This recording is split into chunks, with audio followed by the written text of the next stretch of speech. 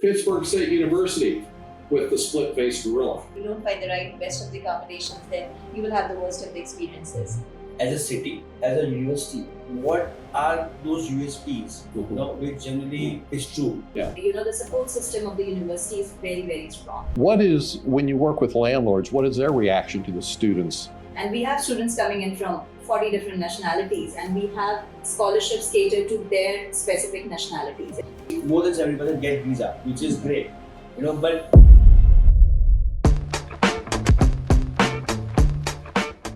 hey everyone, I hope you're doing great. Good evening, good morning, good afternoon. As I always say, I don't know which part of the time or a year or a location you're watching this.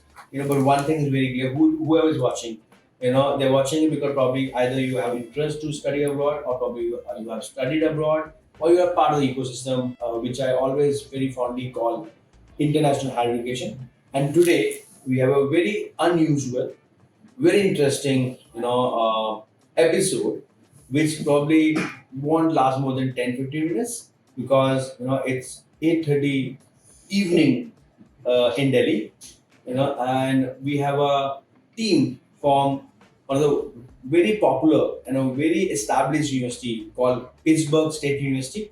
It's in Kansas, and to be honest, I will not shy away to accepting that I thought it's in Pittsburgh.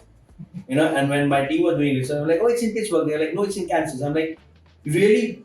So that's how I got to. But though I've always heard about Pittsburgh State University, and probably because one of the guests, which been representing, PSU or Pittsburgh State University so well that, it doesn't need any introduction. But, rather than me talking now, I would like to introduce the team. And the team is from Pittsburgh State University. And we have Geetanjali, who is a country director for Pittsburgh State University. We have Dr. Derrel Fincher, which is associate professor of College of Technology. And we have Aaron Hurd, which is director of international program and services. So welcome, guys. Thank you. Thanks for having us. Yeah. Who want to go first? I have so many questions, and I will ensure that I'll put you on the spot. Okay. That's okay. You Fire choose. away. Go ahead. Yes. Okay. Choose your spot. Ladies first. Okay.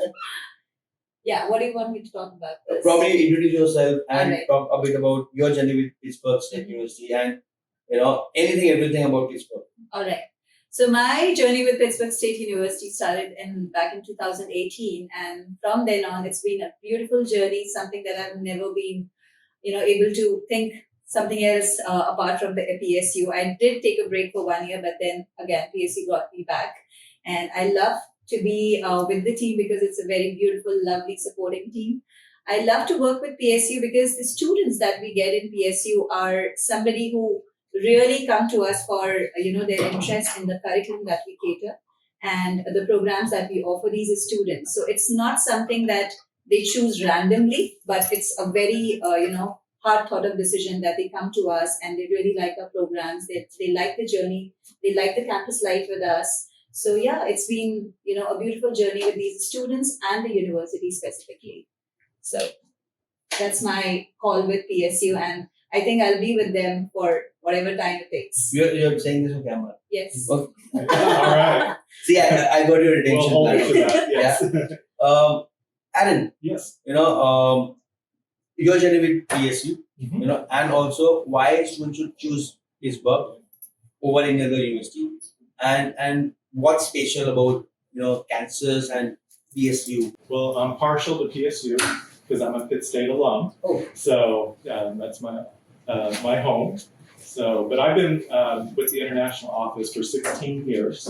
So I've issued I-20s. I've helped advise students, welcome them many times. So my passion is helping students and giving them a great experience at PSU. So I answer a lot of questions, and I love doing that. So I love helping students. So So you're the one who education partners and students should chase to get the I-20 on time, or probably easily.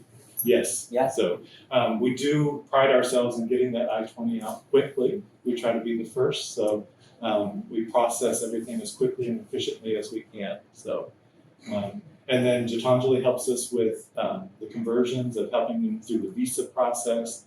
So it's a one-stop shop at PSU. So I have his number and email. If your I-20 get delayed, or probably you're in India, I'm the one. That's right. Dr. Fincher, Yes. right? You have a doctor. Yes. And you actually seems very interact and geeky. I am. Yes. You are. Tell me more about yourself and also, about Pittsburgh. You want the short version or the really long? I'll give you the short version. Suit yourself. Short version. Okay. I've been with Pittsburg State University since 2021.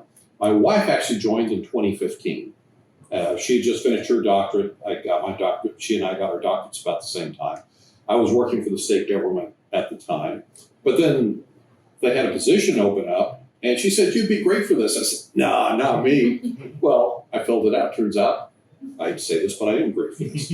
I am the coordinator for the Master of Science and Technology program, and I teach the information technology courses. I also teach AI courses, so artificial intelligence. We're starting that as a new emphasis for the Master of Science and Technology. I teach some quality management courses in lean manufacturing, teach leadership, teach statistics. So I've got this very broad background that brings that in there. What we love about Pittsburgh, first, like you, I thought it was in Pennsylvania. We live just across the border in Oklahoma, and there's a big sign there, Pittsburg State University, with the split-faced gorilla. We're the gorillas, right? And I thought, why is somebody place from Pennsylvania advertising down here? Well, found out it's spelled differently. And once we got here, what we love about it, we actually have a house up there close to one of the elementary schools. We're within walking distance of the campus. And it's like small town America. When it's warm outside, the kids are riding their bikes up and down in front of our house. The kids are walking to and from the school. That's what we really love about the town. So thank you for, making me sound a bit smarter or normal. I thought, how stupid me. I don't know that Pittsburg State University is not in Pittsburgh. Yes. But that's how it ought to be. Right. And we're only 100 miles away, and we didn't know about it at the time. We do now. Thank you for making me feel good. You talk about, what is Pittsburgh famous for? Mining. Mining? Pittsburgh was actually started, and that's part of the reason it's called Pittsburgh, is mining pits, Pittsburgh. And so it was a lot of mining started in the 1800s. And they brought in a lot of immigrants to help with that. And so we're very famous for mining. There's a lot of old mining infrastructure, not so much going on anymore. But it's famous for mining, but it's also in a great part of southeast Kansas. And what Pittsburgh is not famous for? I told you I'd put you on the spot. What is not famous? What it's not famous for? Wild parties that last 4 days. We don't have those. That's a good answer. Okay, you mentioned I-20, right? And we talked about Pittsburgh, right? A student from India or a international student, why should they choose Pittsburgh as a city, as a university? What are those USPs, which generally is true? Yeah. And it's not salesy or marketing gimmick. What are those real things which there's a reason you be attracting very good college students. Yeah. In spite of whether it's COVID, you've been representing Pittsburgh for a while and you have a very good I would say reputation. And I've spoken with few students before we doing this, right? And I can see the pride in Pittsburg State University alum. Yeah. Right? Why so? Are you paying them too well, or are you making them partying too much? I think we are paying them very well in terms of the experience that they take from the campus. So the journey that they have with the university, the student experience that we call in literal sense is what is the take back for them from the university, and that's what they are proud about and they're happy about talking. So whenever I talk to these students, whether it's the alums or the students who have been on our online portfolio, they always talk about the campus life and the journey that they have experienced on campus. That takes back them back to the curriculum that they are studying at the university. So when they talk about the curriculum, they know that they are getting exactly what they were expecting out of the curriculum. So if it's a Masters of Science in Technology and they have chosen maybe, information technology as their emphasis area, they are exactly getting what they are seeking for as an IT student, and what is aligning with the career aspirations that they have out of that curriculum. That's one point. The second is the safety of the campus. They feel secure, they feel supported. The support system of the university is very, very strong.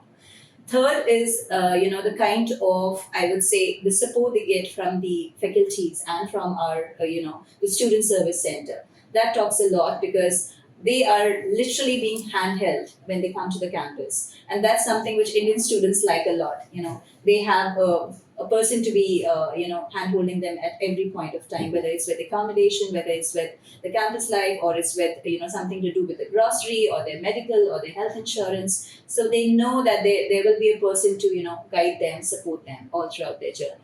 So, and the third, which is not a selling point at all, but that's something which the students, because we have a range when it comes to the India market, we have a range of student cohort who are looking for a academic curriculum, or who are looking for an academic journey which is budget friendly, which is giving them a return on investment. So if there is a huge investment and they are not getting the desired return, there is a glitch and they don't want to really opt for it.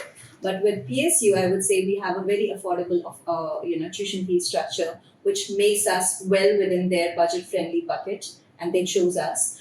On top of that, or to top that off, I would say we also have scholarships for our international students. And we have students coming in from 40 different nationalities, and we have scholarships catered to their specific nationalities. It's not that, one for everything. So we have a different scholarship scheme for the students coming from India. We have something different for the students coming from Paraguay, something different for the students coming from China. So, it's a customized scholarship strategy that we have for the students, and they love it. So yeah, these are some of the things that I would say, and it's a beautiful campus. I'm sorry. Yeah. You mentioned about accommodation, Yeah. right? And I believe you are the one who take care of services and all. Yes. You want to talk about accommodation in Pittsburg State University and overall in US, Yeah. because see how US work is very different Yes. than probably Europe or Australia or probably any other destination works. Right. So if you can talk about, because I know you have a lot of experience and that too services, and not many times I'm able to get people who are being actually on the ground. I want to take the opportunity to get the best wisdom and insights from you. Yeah. So if a student going to US, how should they go about their accommodation? How early they should be going about accommodation? And then if someone comes from Pittsburg State University, what is the situation like? Yeah, I would recommend starting early. That's the main thing, and do your research. We try to help them as best we can, but there's only a few of us and a lot of students, so we have them seek out resources that maybe go beyond our office. So, but the situation, students can live on campus or off campus. We have plenty of both options. The off-campus options are close within walking distance, so that's convenient for the student. But they need to learn how to read a lease and how to do a contract. And there's lots of steps involved that maybe they don't think of right away. So that's why starting early is, the best option. So we do provide them, with some lists that they can, call the landlords or the apartment complexes. But if they have additional help, that would always be best. Is it the right perception or a myth or reality wherein, they say that in US, student can get guaranteed accommodation for the first year and even for second year. Is it true? And if it's true for you guys also, or it's probably, what used to be? Because lots of destinations, we have seen that there were universities who used to guarantee accommodation, but not anymore, which is a good problem because the demand is increasing the supply. How the situation for Pitt State? I think for PSU, we have, we're not at capacity as far as accommodation goes. So there's on-campus options and off-campus options that are available. Yeah. But I know in some markets or communities, housing is at a premium and it's difficult. But PSU, at this point in time, we have plenty of housing available. You mentioned activity, right? And let's say there is a student, because we have audience which are like probably aspiring to go abroad, and there's students who are in the middle of the application, right? So someone going to study in US, and they don't have not heard of I-20. Probably they have a car in India which is I-20. And I have talked to students who have talked about I-20. Yeah, I have I-20. And sorry, I'm sounding stupid, but that's a fact. I have spoken to people, and even one point of time, probably when I was not part of the ecosystem like 10 years back, and I actually had I-20. I'm like, I-20, what is that? I know about CAS, I know about COE, but I-20 I have not heard. So you want to take through the journey of any one of you, of students who want to decipher how to apply directly, or at least know basics before they go and choose one of their education partner. The first step is to apply for admission and go through that step. Once a student's admitted, then the university can issue a document called the I-20. The I-20 is what they present to the embassy or the consulate for the visa process. So it's a document that ties the university with the visa process. So until then, there's no way for them to get the visa. So Yeah. go ahead. Please go ahead. It starts with the admission process though, and submitting all the documents needed for that. So what's the timeline? Like, let's say if I'm looking to go for undergrad, or I'm looking to go for postgrad, how early or what is the when least I can apply? If we talk from an Indian context, if anyone or Asia context, like how early, what are the timelines? So I would say, the sooner the better. That's the key to making an application to any university school for that matter, and we are not different apart from that.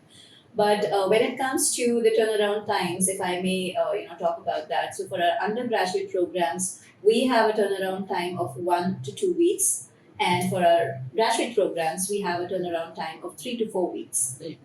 So since you mentioned that, how do you decipher a student and how do you guide a student who is applying directly? Coming back to that question.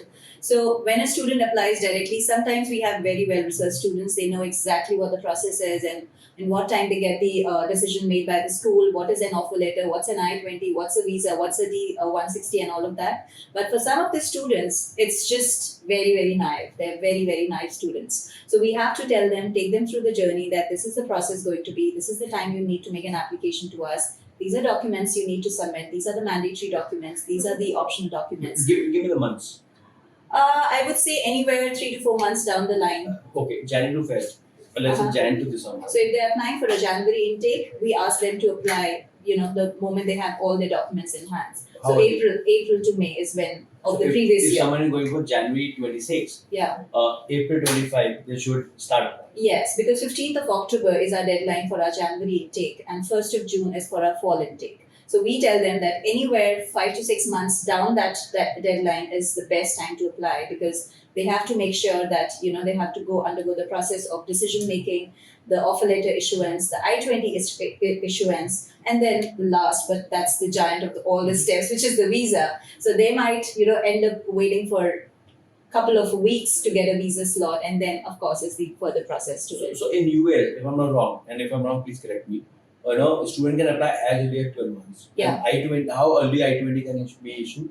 I think it's We can issue the I-20 12 months. yes, 12 months before the course start date. Yes. Because that's the advantage, if you're going to US compared to UK or Australia, where they get their COEs and CAS probably as early as 3 months, due to which students have no other option but to, at least we don't recommend, wherein they start booking their accommodation when they get their CAS and then COEs, because I always say that students should start looking for accommodation the moment they decide which city, which country they're going, or at least they pay the deposit for the university.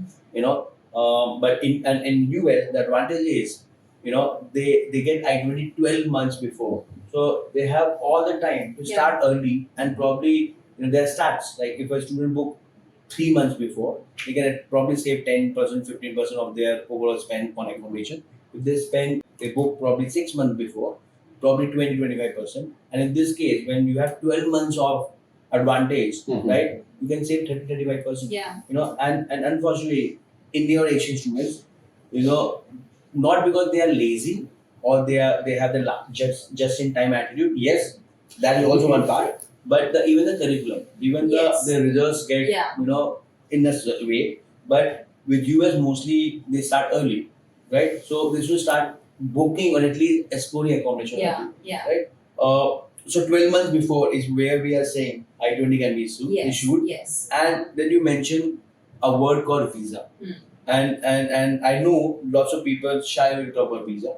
If you want to avoid talking about visa, I'm absolutely fine. But my audience would love to hear from the horse's mouth how to decipher visas, especially when they're going to US and they're choosing Pittsburg State University. So the student visa is the F1 visa for the US. And so we give them the I-20, they take it and fill out the 160 for the visa application, we go through that process. Once they book the visa slot, we try to offer them guidance through that process. But the main takeaway is just show your passion, speak from the heart, show them why you truly want to study in the US. And that's all the visa officer really wants to hear, is how you express yourself as an individual. Not a scripted response, not canned answers. They just want to know the passion. And that's kind of the beauty of the US.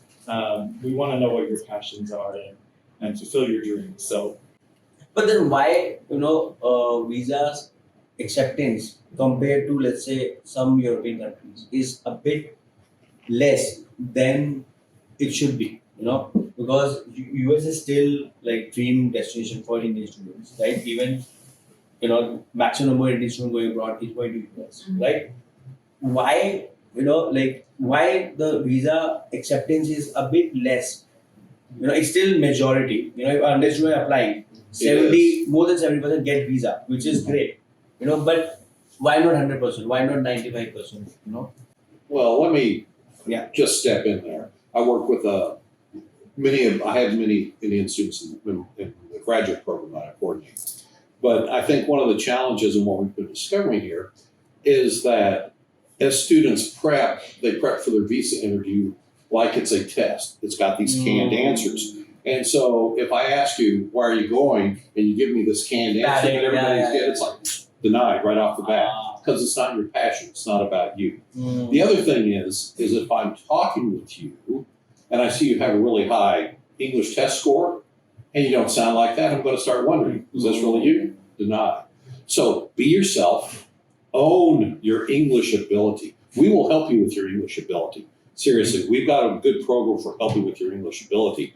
But you have to be honest with it to get the visa. You sounded so easy, and I wish I was a different, I share my story with you guys, and most of my audience know, so I don't want to repeat again. But I've been fortunate enough to have a US, 10-year business visa. And before I applied, people were like, you need to be like, I took this much of financial documents and whatnot. Right. And that lady even didn't see that. Probably because I was genuine. Yeah. I have a purpose, and I was not, trying to do something which was not right. Yeah. So if what you are saying, and just for my audience, I validate that, that it was the most easy visa decision. I just went there, I was myself, and I was granted right there. Yeah. Not even like after 2 days. So guys, it's not tough, but as Dr. Fincher mentioned, and Aaron added to it, that if you are genuine and if you don't need to be scared, you don't need to be scripted, definitely don't be parrot. It's a simple no. If you have shown your English test abilities like probably really high, and there you are not sounding confident or at least even grammatically correct, even anyone will deny that. Yeah. So be yourself, be genuine. Anything you want to ask me or anything you want to share with the audience? I'll ask you a question. What is, when you work with landlords, what is their reaction to the students that you send them? You're trying to put me on a spot. Yes. We are covered.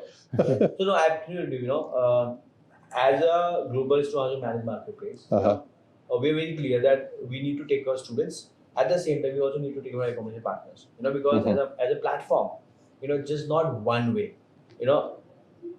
Like you guys need to have the right fitment for the right course, for the right university. Similarly, we also ensure wherein the right expectation of students and also of parents and their landlords being done well, right? And that's why we only do student only accommodation. the right treatment is very clear. If a student is staying with a family, which is not friendly to students, the experience can be like nightmare. And similarly, a landlord who will deal with students, and only student accommodation, they've been trained and they have virtues which align with students, requirements and demands. Yeah. I have a question. Okay. Not a question, but just for my curiosity's sake.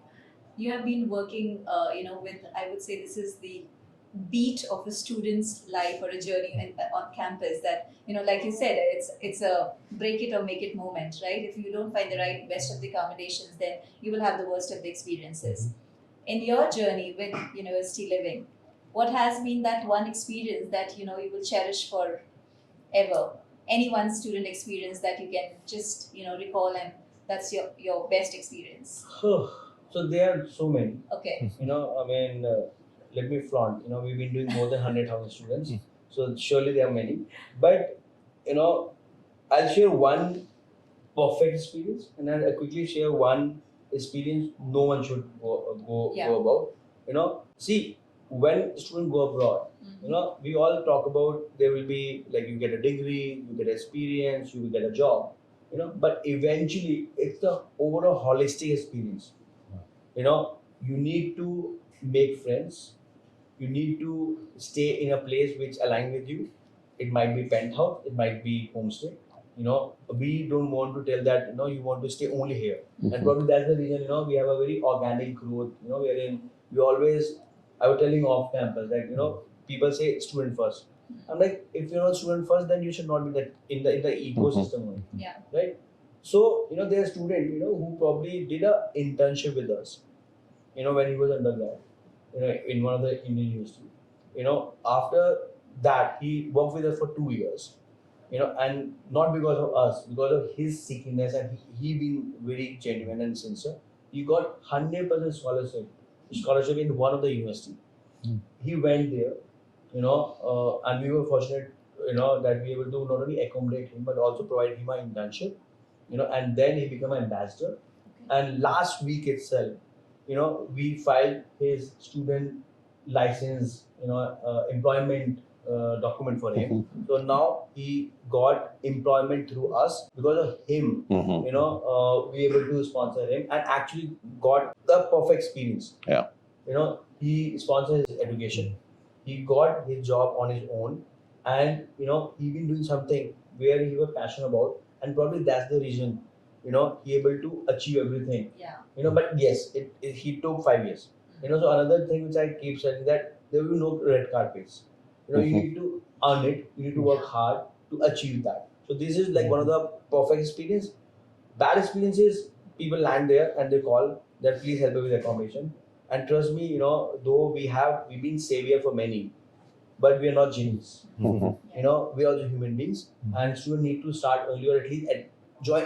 Connect us at least 2 to 4 weeks earlier, if not earlier than that. Thanks. Thank you. Thank you. Thank you. Sorry, I get very passionate about, if someone asks me No, a that's question about lovely. this. Because we actually believe, it's not classes or universities where you meet your soulmates, your roommates, or your founders. It's where you stay. Yeah. It's where you get what you're looking for. Great, guys. Thank you so Thank much. you. Thank you for having us. Being such a spot, and thank you, for being visiting University Living campus, or I would say headquarters, and all the lovely thing which you have talked about Pitt State University, and the fact that I can flaunt. I know people who have been there, and I can get them I-20 earlier. Yeah, That's right. That's right. Yeah. So thank you so much, guys, and I hope we couldn't able to go deep. Because it was a very quick one, I would say on discussion, but we believe that we have covered few of the very important points like I-20 and how to crack your visa, and keep following, keep tuning in, to all such insights which are not for views and for news, but for genuine purpose to bring the right information with the right resources and for the right reasons. Thank you so much, and keep tuning in, keep following, and keep subscribing. Thank you so much.